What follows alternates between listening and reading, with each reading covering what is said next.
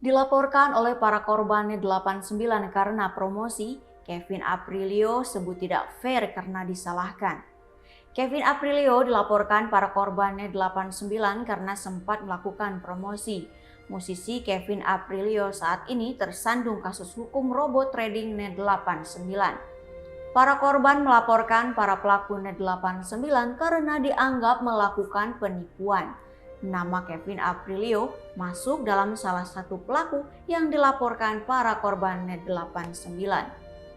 Kevin Aprilio dilaporkan karena telah melakukan promosi terkait Net89 dengan cara menerima endorse.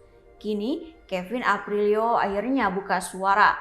Dikutip dalam kanal YouTube Celeb on Cam News pada Senin 31 Oktober 2022, Kevin Aprilio awalnya percaya pada robot trading Net89. Kevin Aprilio menjelaskan bahwa Net89 memang robot trading legal yang terdaftar di Kementerian Perdagangan. Namun seiring berjalannya waktu, Net89 menemui kendalanya.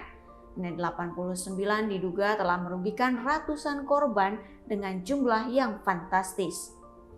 Kevin Aprilio juga menyebut Net89 telah melakukan penyimpangan.